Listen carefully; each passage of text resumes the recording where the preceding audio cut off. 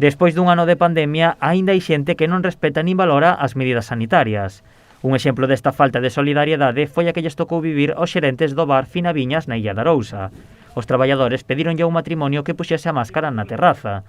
Os clientes non só acataron a petición de mala maneira, senón que ao abandonar o local puxeron unha crítica na internet cualificando como fatal a súa experiencia no establecemento.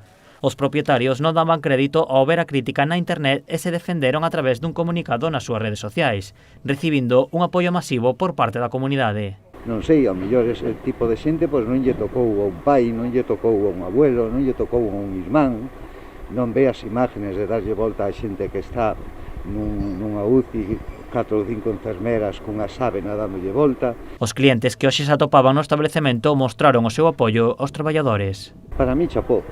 Para mí, xa che digo, eu o conozco desde sempre, son daqui do pueblo, é a cafetería onde tomo un café cando vou a traballar ou cando veño.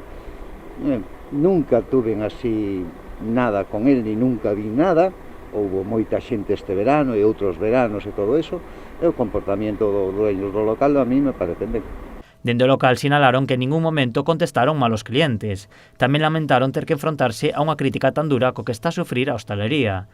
O propietario advirte que a situación epidemiolóxica e económica non permite ao seu sector ningún tipo de relaxación. Porque eu lle chamo pasarse de listo, non lle chamo un protagonismo tonto, un protagonismo que non leva a ningún lado. Si todo o mundo está coa mascarilla, que compórtate, estate coa mascarilla. Xa che digo, pois os dueños dos locales están sufrindo moito. E bueno, oye, pues que poden traballar 5 horas, que poden traballar 4, pues vamos a respetarlo todos e a ver se vamos avanzando. Dende o local tamén quixeron destacar o bo comportamento dos seus clientes, advertindo que os insolidarios que non cumpren as normas son moi poucos.